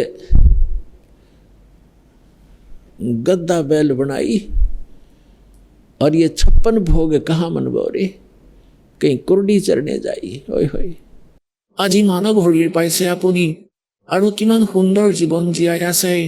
এটা সৰু কামৰ অবিহনে ভক্তি সৎ ভক্তিৰ অবিহনে আপুনি পশু হ'ব, গাধ হ'ব, ষাঁড় গৰু হ'ব, গাই হ'ব, জংঘলত গৈ কিমান যে কষ্ট পাব। যি জংঘলৰ ভিতৰত এই নীল গাই থাকে, ভ্ৰমি ফুৰে, যিকোনো জীৱই আপুনি চাই লওক, প্ৰথমতেতো মনুষ্যৰ জীৱনেই সুখৰ নহয়, গতিকে আন প্ৰাণীৰ কিনো ভাল হ'ব। আন শৰীৰৰ ভিতৰত যেতিয়া এই প্ৰাণী যায়, গতিকে কি কৈছে যে कि नर से ती तू पशुआ कीजे गद्दा बैल बनाई, ये 56 भोग कहाँ मनबो रे, कि ते कुर्डी चरने जाई। তাৰপিছত কি কয় सुखदेव ने 84 भुक्ति बना पजावे खरवो, और तेरी क्या बुनियाद प्राणी, तू पेंडा पंथ पकड़वो। পৰমাত্মাই কৈছে सुखदेव ঋষিয়ে সৎ ভক্তি নকৰাৰ বাবে তেওঁ ভক্তিও কৰিছিলে, ঋষিও হৈছিলে। তাৰপিছতো 84 লাখ জনীত কাধৰ জনী প্ৰাপ্ত কৰি পাজাৱা এটা স্থান হয় জুই ভাটা। আহক আমি এতিয়া সেই শ্ৰদ্ধালুসকলৰ অনুভৱবোৰ জানো, যিসকলে জগতগুৰু তত্ত্বদৰ্শী সন্ত ৰামপাল গুৰু মহাৰাজৰ পৰা দীক্ষাপ্ৰাপ্ত কৰিছে তথা তেওঁ কোৱা ভক্তিমাৰ্গ এওঁলোকে অৱলম্বন কৰি আছে। নমস্কাৰ দৰ্শকসকল, যুগে যুগে মানৱ জীৱনক জটিল কৰি তোলা আধ্যাত্মিক প্ৰশ্নসমূহৰ সঠিক উত্তৰ কেৱল সঁচা সৎগুৰুৱেহে দিব পাৰে। উত্তৰ প্ৰদেশৰ নিবাসী মোহিত কুমাৰৰ মনতো বহুদিন ধৰি একেটা প্ৰশ্নই ঘূৰি ফুৰিছিল, পূৰ্ণ পৰমাত্মা কোন? এই সৃষ্টি জগতখন কোনে সৃষ্টি কৰিছে? ভগৱান ক'ত থাকে? তেওঁ কেনেকৈ লাভ কৰিব পাৰি? এই প্ৰশ্নসমূহৰ উত্তৰ বিচাৰি তেওঁ বহু ঠাইত চেষ্টা কৰিলে, আনকি সংসাদেশ পন্থতো গৈ তাত বুজাই দিয়া ভক্তি সাধনাও কৰিলে। কিন্তু তাৰ পিছতো তেওঁ নাপালে কোনো প্ৰকৃত সুখ, নাপালে নিজৰ প্ৰশ্নসমূহৰ সঠিক উত্তৰ। মোহিত কুমাৰৰ মতে তেওঁৰ জীৱনৰ আচল পৰিৱৰ্তন তেতিয়াহে আহিল যেতিয়া তেওঁৰ সন্ত ৰামপাল গুৰু মহাৰাজৰ শৰণ লাভ কৰিলে। তেওঁ দাবী কৰে যে সন্ত ৰামপাল গুৰু মহাৰাজৰ পৰা নাম দীক্ষা পোৱাৰ পিছত তেওঁ নিজৰ সকলো আধ্যাত্মিক প্ৰশ্নৰ উত্তৰ লাভ কৰে। দৰ্শকসকল, আহক জানো মোহিত কুমাৰৰ কথাত কিমান সত্যতা আছে। শুনো আহক তেওঁৰ কাহিনী তেওঁৰ নিজৰ মুখেৰে। নমস্কাৰ ছাৰ। নমস্কাৰ, ছাৰ কি নাম আপোনাৰ? মোহিত কুমাৰ। মোহিত, আপুনি ক'ৰ পৰা আহিছে? মই ইউ পি ডিষ্ট্ৰিক্ট উৰিয়া, উত্তৰ প্ৰদেশৰ। মোহিত, আপুনি সন্ত ৰামপালদেৱ মহাৰাজৰ পৰা নাম দীক্ষা কেতিয়া ল'লে? মই 13 অক্টোবৰ 2019। সন্ত ৰামপালদেৱ মহাৰাজৰ পৰা নাম দীক্ষা লোৱাৰ আগতে আপুনি কিবা ভক্তি সাধনা কৰিছিলনে? হয় ছাৰ, মই সতপালদেৱ মহাৰাজ হানসাদেশৰ পৰা নাম লৈছিলোঁ আৰু মই 7 বছৰ ধৰি তেওঁৰ পৰা নাম দীক্ষা লৈ আছিলোঁ আৰু তেওঁ দিয়া ভক্তি মাৰ্গত মই চলি আছিলোঁ আৰু লগতে সকলো দেৱী দেৱতাৰ, শংকৰদেৱৰ, দুৰ্গা দেৱীৰ যিমানবোৰ দেৱী দেৱতা আছে সকলোৰে ভক্তি কৰিছিলোঁ। সন্ত ৰামপালদেৱ মহাৰাজৰ শৰণলৈ কিয় আহিলে? চাওক, সন্ত ৰামপালদেৱ মহাৰাজৰ শৰণলৈ মই আহিলোঁ কাৰণ মোৰ প্ৰশ্ন আছিল। ছাৰ, কি প্ৰশ্ন আছিলে আপোনাৰ? মোৰ প্ৰশ্ন আছিল যেনে ধৰক ভগৱান ক'ত থাকে, ভগৱানক কেনেকৈ পাব পাৰি আৰু কোনে দেখিছে। এইবোৰ প্ৰশ্ন মোৰ মনত আছিল আৰু মই ভগৱানক বিচাৰি ফুৰিছিলোঁ। মই বিনতি কৰিছিলোঁ যে ভগৱান আছে। মই বহুত সন্ত মহাত্মাক প্ৰশ্নও কৰিছিলোঁ, বিনতিও কৰিছিলোঁ, যেনে ধৰক মীৰাবাই, প্ৰহ্লাদ, হনুমানদেৱ ইত্যাদি সকলোৰে মানে তেওঁলোকৰ যে কথা আহে সন্ত মহাত্মাৰ, তেওঁলোকৰ কেছেটো শুনিছিলোঁ। গতিকে এওঁলোকক মই মনে মনে প্ৰাৰ্থনা কৰিছিলোঁ, যদিহে আপোনালোকে প্ৰভুক দেখিছে, ক'ৰবাত যদি ভগৱানক দেখিছে, যদি ক'ৰবাত লগ পাইছে, তেনেহ'লে মোক ৰাস্তা দেখাওক। মোৰ সৰুৰ পৰাই উদ্দেশ্য আছিল ভগৱানক ভক্তি কৰা আৰু মই এতিয়ালৈকে ভক্তি কৰিবই পৰা নাই আৰু ভক্তিৰ অবিহনে পাৰ হ'ব নোৱাৰিম। সেইবাবে মই ভগৱানক বিচাৰি ফুৰিছিলোঁ আৰু মই প্ৰশ্নৰ উত্তৰ বিচাৰি পোৱা নাছিলোঁ, কাৰণ মই আগতে প্ৰেক্টিছো কৰিছিলোঁ 3-4 ঘণ্টা মেডিটেশ্যন কৰাৰ। লক্ষ্য আছিল যে মই লাহে লাহে মেডিটেশ্যনৰ সময়টো বঢ়াম। মোহিত, আপুনি কৈছে যে আপুনি সতপাল মহাৰাজদেৱৰ সৈতে 6-7 বছৰ ধৰি জড়িত আছিল আৰু 3-4 ঘণ্টালৈকে আপুনি মেডিটেশ্যন কৰিছিল। আপোনাৰ ভগৱানৰ প্ৰতি অটুট শ্ৰদ্ধা আছিল। আপুনি যিকোনো প্ৰকাৰে ভগৱানক পাব বিচাৰিছিল আৰু সন্ত মহাত্মাও হ'ব বিচাৰিছিল। গতিকে এনেকুৱা কিয় কৰিব বিচাৰিছিল? কি কাৰণ আছিল? চাওক, ইয়াৰ কাৰণ এইটোৱে আছিল যে মোৰ মুখ্য উদ্দেশ্য আছিল যে ভগৱানক বিচাৰি পোৱা। মই ভগৱানক প্ৰাপ্ত কৰিব বিচাৰোঁ, কিন্তু মই আজিলৈকে ভক্তি কৰা নাই। যদি মই কোনোবাটো জনমত ভগৱানৰ সঁচা ভক্তি কৰিলোহেঁতেন, তেন্তে মই সংসাৰৰ 84 লাখ যোনিত আহিব নালাগিল হয়, আৰু মোৰ এই মনুষ্য জীৱনো হাতৰ পৰা ওলাই যাব। মই শুনিছোঁ যে 84 লাখত এবাৰ মনুষ্য জীৱন পায়, এইটো জীৱনো গুচি যাব। মই মনুষ্য জীৱনটো ব্যৰ্থ নকৰোঁ। মৰিবতো লাগিবই, মৃত্যুটো সত্য, কিন্তু মই মোৰ জীৱনটো এবাৰ ভগৱানক অৰ্পণ কৰিব বিচাৰোঁ। মানে মই ভগৱানক বিচাৰিয়ে মৰি যাম, ভগৱানক বিচাৰিয়ে ভক্তি কৰিম। মোহিত, আপুনি সন্ত ৰামপালদেৱ মহাৰাজৰ বিষয়ে কেনেকৈ জানিলে? কেনেকৈ আহিলে সন্ত ৰামপালদেৱ মহাৰাজৰ শৰণলৈ? মই সন্ত ৰামপালদেৱ মহাৰাজৰ শৰণলৈ এনেকৈ আহিলোঁ যে মই এটা কোম্পানীত কাম কৰি আছিলোঁ। মই আপোনাক আগতেও কৈছিলোঁ যে মই ভগৱানক বিচাৰি আছিলোঁ। 3-4 মাহলৈকে মই কান্দি আছিলোঁ, ভগৱানক বিচাৰি খালী ভৰি অহা যোৱা কৰিছিলোঁ। সেই সময়তে আমাৰ কোম্পানীত এজন ছাৰ আছে, তেওঁৰ ফোনত মানে ৱাটাৰ বুকৰ ফ্ৰী সন্ত ৰামপালদেৱ মহাৰাজৰ যি কিতাপ আহে তাৰ লিংক আছিল। তেওঁ চাগে কিতাপখন ফ্ৰী বুলি দেখা পাই অৰ্ডাৰ কৰি দিলে। সেইখন 7-8 দিনৰ ভিতৰত আহি পালে। সেইখন অহাৰ পিছত কি হ'ল, যেতিয়া কিতাপখন আহিল তেতিয়া সেইখন লৈ কোম্পানীত আৰু যিবোৰ ছিনিয়ৰ আছে তেওঁলোকে কিতাপখনৰ অপমান কৰিব ধৰিলে, যে বাবা লোকটো এনেকুৱাই হয়, ধৰ্ম চৰ্ম বুলি একো কথা নাই, এনেকেই কথাবিলাক কৈ কিতাপখন ৰাখি দিলে। যিহেতু মই ভগৱানক বিচাৰি আছিলোঁ আৰু সকলো ধাৰ্মিক কিতাপ পঢ়িছিলোঁ, ভাল হওক বা বেয়া হওক, ভালবোৰ মই ভিতৰত ৰাখি লওঁ আৰু বেয়া হ'লে এৰি দিছিলোঁ। তেতিয়া মই সেই কিতাপখন পঢ়িলোঁ, 7-8 দিনমান একেলগে পঢ়িলোঁ। তাতে যি অদ্ভুত জ্ঞান লিখা আছিলে, মোৰ মূৰেই ঘূৰাই গ'ল। যিহেতু মই ভগৱানক বিচাৰি আছিলোঁ, গতিকে মই বিনতি কৰিব ধৰিলোঁ। সপোনতো বিনতি কৰিব ধৰিছিলোঁ, দিনে ৰাতিয়ে কৈছিলোঁ, হে ভগৱান, আপুনি সঁচাটো মোক কওক, আচলতে ভগৱান হয় কোন? এই কিতাপখনত এনেকৈ লিখা আছে, তেন্তে এইখন কিতাপ শুদ্ধ নেকি? যে সংসাৰৰ মানুহে যি ভক্তি সাধনা কৰি আছে, নিয়ম ক্ৰিয়াবোৰ কৰি আছে, সেয়া ভুল। যিহেতু মই ভগৱানক বিচাৰি আছিলোঁ, গতিকে ভগৱানক বিনতি কৰিছিলোঁ। তেতিয়া ভগৱানে কি কৰিলে, সন্ত ৰামপালদেৱ মহাৰাজৰ কৃপাত চাগে হাতৰ পৰা 10 দিনৰ ভিতৰত মোৰ ফোনতো সেই লিংকটো আহিল। তাৰপিছত মই এইবাৰ জ্ঞানগংগা কিতাপখন অৰ্ডাৰ কৰিলোঁ। প্ৰথমে জীৱনৰ সুগম পথ আহিল, তাৰপিছত জ্ঞানগংগা কিতাপখন আহিল। যেতিয়া মই জ্ঞানগংগা কিতাপখন সম্পূৰ্ণকৈ পঢ়িলোঁ, তেতিয়া কনচেপ্ট ক্লিয়াৰ হৈ গ'ল। সেই কিতাপখন মই পঢ়িলোঁ। মই যেতিয়া আকৌ এবাৰ সেই কিতাপখন পঢ়িছিলোঁ, তেতিয়াহে মই ভালদৰে বুজিব পাৰিলোঁ। যেতিয়া মই বুজি পালোঁ, সেই সময়তে মই তাতে নম্বৰ লিখা আছিলে, সেই কিতাপৰ নম্বৰটোত ফোন কৰি সোধাত ক'লে যে ক'ৰ হৈ আপুনি? মই ক'লোঁ দিল্লীৰ। তেতিয়া তেওঁ ক'লে যে আপুনি দিল্লীৰ তেওঁৰ আশ্ৰমৰ পৰা নাম দীক্ষা ল'ব পাৰে। মোহিত, আপোনাৰ এডুকেশ্যন কি আৰু বয়স কিমান? ছাৰ, মই গ্ৰেজুৱেশ্যনৰ ফাৰ্ষ্ট ইয়াৰৰ হয়, মোৰ বয়স 23। মোহিত, আপুনি এজন ডেকা ল'ৰা। এই বয়সত ল'ৰা ছোৱালীয়ে নিজৰ কেৰিয়াৰ বনায়, পঢ়া শুনা কৰে, কিন্তু আপুনি ভগৱানক বিচাৰিলে। গতিকে আপুনি সেইসকল ল'ৰা ছোৱালীক কি ক'ব বিচাৰিব যিসকলে কয় যে ভক্তি এতিয়া নহয়, বুঢ়া বয়সতহে কৰিব লাগে? মই তেওঁলোকক এটা কথাই ক'ব বিচাৰোঁ, মনুষ্য জীৱন 84 লাখ যোনিৰ পিছতহে পায়, আৰু এবাৰেই পায়। আমি যি কৰ্মক্ৰিয়া কৰোঁ এই সংসাৰতহে সকলোবোৰ ঠিক আছে কৰি আছোঁ বাৰু, কিন্তু আমি ভক্তিৰ ফালেও ধ্যান দিব লাগে। ভক্তিৰ কোনো এজ নাথাকে আৰু মৃত্যুৰো কোনো সময় নাথাকে। সৰুকাল হওক, ডেকা অথবা বৃদ্ধকাল, ভক্তিও এটা ভাল সংস্কাৰে আমি আঁকোৱালি ল'ব লাগে। সৰুকালেই হওক, ডেকা অথবা বুঢ়া কাল, অৰ্থাৎ সৰু ল'ৰা ছোৱালীও কৰিব পাৰে, ডেকা ল'ৰাও কৰিব পাৰে, বৃদ্ধাৱস্থাত বয়স হোৱাৰ পিছতো কৰিব পাৰে। ইয়াৰ কোনো এজ নাই, সকলোৱে কৰিব পাৰে। মোহিত, আপুনি ভগৱানক বিচাৰি ঘূৰি ফুৰিছিলে, তাৰপিছত আপুনি সন্ত ৰামপালদেৱ মহাৰাজক লগ পালে আৰু তেওঁৰ পৰা নাম দীক্ষা ল'লে। তেন্তে ভক্তি কৰাৰ বাবে আপুনি কিবা লাভ পালেনে? আটাইতকৈ ভাল আৰু আটাইতকৈ ধুনীয়া প্ৰমাণ সহিতে সন্ত ৰামপালদেৱৰ যি জ্ঞান, সেয়া মই পালোঁ। তাতে মই শান্তি পালোঁ আৰু মোৰ মানসিক শান্তিও পালোঁ, বহুত শাৰীৰিক লাভো পালোঁ, আৰ্থিক সমস্যাও শেষ হ'ল। গতিকে আটাইতকৈ ডাঙৰ কথাটো হ'ল যে মই আধ্যাত্মিক জ্ঞান পালোঁ, যিটো মই বিচাৰি আছিলোঁ। সন্ত ৰামপালদেৱ মহাৰাজৰ কৃপাত মই এটা চাকৰিও পালোঁ। এতিয়া মই সন্তুষ্ট, ভগৱানৰ সৎ ভক্তিৰ মাৰ্গো মই পালোঁ। সন্ত ৰামপালদেৱ মহাৰাজৰ বিষয়ে প্ৰায়ে কোৱা হয়, সন্ত ৰামপালদেৱ মহাৰাজে দেৱী দেৱতা ব্ৰহ্মা বিষ্ণু মহেশ্বৰক পূজা কৰিবলৈ বাধা দিয়ে। এইটো কথা সঁচানে?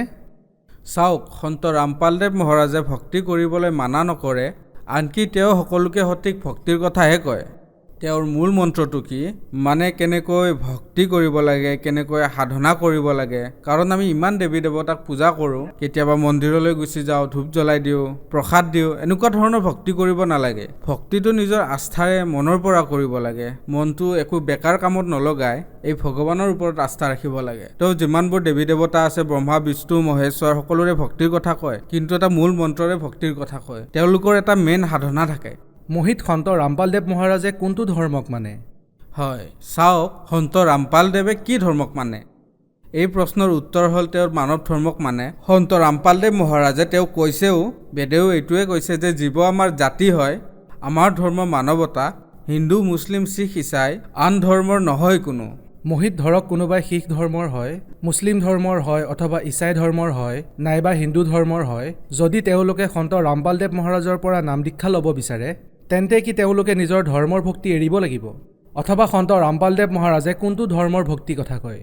হয়, চাওক, সন্ত ৰামপালদেৱ মহাৰাজে যি ভক্তিৰ কথা কয় সেয়া একেবাৰেই সহজ। সকলো বেদতে হিন্দু হওক, মুছলিম হওক, শিখ ইছাই যিকোনো ধৰ্মৰেই নহওক তাত একো পাৰ্থক্য নাথাকে। যেনে ধৰক হিন্দু মুছলিম শিখ ইছাই বেলেগ নহয়, সেইবোৰ একো ধৰ্ম নহয়, কেৱল মানৱতাই ধৰ্ম। আৰু সকলো সৎগ্ৰন্থতে হিন্দু হওক অথবা মুছলিম হওক তেওঁলোকৰ নিজৰ সৎগ্ৰন্থত থকা ভক্তি দিয়ে। গতিকে তেওঁলোকে নিজৰ নিজৰ ধৰ্ম পঢ়িব লাগে, তেতিয়াহে নিজৰ ধৰ্মৰ ধাৰ্মিক কিতাপত কি লিখা আছে বুজিব পাৰিব। তাৰপিছত সন্ত ৰামপালদেৱ মহাৰাজে যি প্ৰমাণিত ভক্তি দি আছে সেয়া কৰিব পাৰে। মোহিত, আজি যিসকল শ্ৰদ্ধালুৱে আপোনাক দেখি আছে তেওঁলোকক কি বাৰ্তা দিব বিচাৰিব, বিশেষকৈ হানছা দেশপন্থীসকলক? হয়, চাওক, হানছা দেশপন্থীসকলক মই এইটোৱে ক'ব বিচাৰিম যে চাওক, আপোনালোক সকলোৱে শিক্ষিত। সেই পৰমেশ্বৰৰ কৃপাত আজিৰ পৰা 40-50 বছৰৰ আগতেতো একোৱেই নাছিলে, ইমান জ্ঞান নাছিলে, ইমান বিজ্ঞান নাছিলে। আজি আমি পৰমেশ্বৰৰ কৃপাত আমি শিক্ষিত আৰু আজি আমি সকলো নকলি ধৰ্মগুৰুৰ সৈতেও জড়িত। মই এওঁলোকক এটাই নিবেদন জনাম যে আপোনালোকে কৃপা কৰি সন্ত ৰামপালদেৱ মহাৰাজৰ সৎসংগ শুনক, বেদৰ কথা সন্ত ৰামপালদেৱে কি ক'ব বিচাৰিছে এইটো মিলাই চাওক, তাৰপিছত গম পাব যে কি ভুল শুদ্ধ। আপুনি নিৰ্ণয় লওক। আপোনালোকে যি ভক্তি কৰি আছে, মই নকওঁ যে আপোনালোকে ত্যাগ কৰক, বাকী প্ৰথমে আপুনি নিৰ্ণয় লওক। কি ভুল শুদ্ধ নিৰ্ণয় কৰাৰ পিছত তাৰপিছত আপুনি সন্ত ৰামপালদেৱ মহাৰাজৰ সৈতে জড়িত হ'ব পাৰে, যদিহে আপোনাৰ ভাল লাগে। এনেওতো তেওঁ ভক্তিৰ সকলো প্ৰমাণ দিয়ে আছে। এই প্ৰকাৰে নিজৰ ধৰ্মৰ কিতাপবোৰ পঢ়ক, সন্ত ৰামপালদেৱ মহাৰাজে কি কৈছে তেওঁৰ লগত মিলাওক, তাৰপিছত সন্ত ৰামপালদেৱ মহাৰাজৰ পৰা নাম দীক্ষা লৈ কল্যাণ কৰাওক। মোহিত, ভক্তি কিয় কৰিব লাগে? যদি কোনোবা সুখত আছে তেন্তে ভক্তি কিয় কৰিব লাগে? চাওক, ভক্তি এইকাৰণে কৰিব লাগে যে যি প্ৰকাৰে ল'ৰা ছোৱালীবোৰক স্কুলত পঢ়াবলৈ যে এডমিশ্যন দিয়ে আৰু পঢ়ে, সিহঁতে পঢ়াৰ লগে লগে ভাবে যে নিজৰ কেৰিয়াৰ বনাব লাগে, মই কিবা প্ৰাপ্ত কৰিব লাগিব। পঢ়া শেষ হোৱাৰ পিছত ভাবে যে আৰ্থিক সমস্যাৰ কথা ভাবে, চাকৰিৰ কথা ভাবে, পঢ়া শুনা কৰি যি লাভ পাব বুলি ভাবে সেই লাভৰ বাবে প্ৰেৰিত হয়। আৰু এই প্ৰকাৰেৰে কিছুমান ল'ৰা ছোৱালী এনেকুৱা হয় যিয়ে পঢ়া শুনা নকৰে, সিহঁতে একোৱেই নাপায়। ঠিক একেই আমাৰ মনুষ্য জীৱন, আমি জীৱন যাপন কৰি ভক্তি কৰিব লাগে যাতে ভগৱান পাব পাৰোঁ, সঁচা ভক্তি কৰি। যদি আমি পঢ়া শুনা নকৰোঁ তেনেহ'লে 84,00,000 জনীত আমি ঘূৰি ফুৰিব লাগিব, কাৰণ ভক্তিৰ অবিহনে আমাৰ কল্যাণ নহয় এতিয়া। গতিকে আমাৰ জীৱনত ভক্তি কৰাটো প্ৰয়োজনীয় হয়। ছাৰ, আপুনি নিচাও কৰিছিল নেকি? হয় ছাৰ, মই নিচা কৰিব ধৰিছিলোঁৱেই, আগতে কৰা নাছিলোঁ, পিছত কৰিব ধৰিলোঁ। তেন্তে সন্ত ৰামপালদেৱ মহাৰাজৰ শৰণলৈ অহাৰ পিছত আপুনি এই নিচা কৰাটো বাদ দিলেনে? হয়, কাৰণ সন্ত ৰামপালদেৱ মহাৰাজৰ পৰা যেতিয়া মই নাম দীক্ষা ল'লোঁ, জ্ঞান বুজিলোঁ আৰু তেওঁৰ নিয়ম পালন কৰিলোঁ, তেতিয়া কেৱল মোৰ নিচাই নহয়, সকলো প্ৰকাৰৰ বেয়া অভ্যাস মোৰ পৰা আঁতৰি গ'ল। সন্ত ৰামপালদেৱ মহাৰাজৰ শৰণলৈ অহাৰ পিছত সকলো বেয়া অভ্যাস আঁতৰি গ'ল। এতিয়া মই শান্তিৰে জীয়াই আছোঁ আৰু যি মই ভগৱানক বিচাৰি যি প্ৰশ্ন সুধি ফুৰিছিলোঁ সেই উত্তৰো মই পালোঁ। এতিয়া মই বহুত ভালদৰে আছোঁ আৰু সেই ভগৱানৰ ভক্তিও কৰি আছোঁ। মোহিত, সন্ত ৰামপালদেৱ মহাৰাজৰ পৰা নাম দীক্ষা কেনেকৈ ল'ব পাৰি? চাওক, সন্ত ৰামপালদেৱ মহাৰাজৰ পৰা নাম দীক্ষা আমি বহুত ধৰণেই ল'ব পাৰোঁ। যেনে ধৰক সকলো ষ্টেটতে সন্ত ৰামপালদেৱ মহাৰাজৰ নামদান কেন্দ্ৰ আছে, আপুনি খবৰ ল'ব পাৰে। আৰু দ্বিতীয়তে আপোনাৰ তাত যদি কিতাপ আছে, কিতাপতো নম্বৰ লিখা থাকে, তাতে কণ্টেক্ট কৰি আপুনি খবৰ ল'ব পাৰে যে আপোনাৰ ওচৰৰ নামদান কেন্দ্ৰ ক'ত আছে। আৰু লগতে আপুনি যদি টিভিত সন্ত ৰামপালদেৱ মহাৰাজৰ সৎসংগ চাই, তাতে হালধীয়া শাৰী এটা আহে, সেই হালধীয়া শাৰীত যি নম্বৰ লিখা থাকে সেই নম্বৰত যোগাযোগ কৰি আপুনি তেওঁলোকৰ পৰা তথ্য লৈ নাম ল'ব পাৰে। ধন্যবাদ। সৎ চাহেব।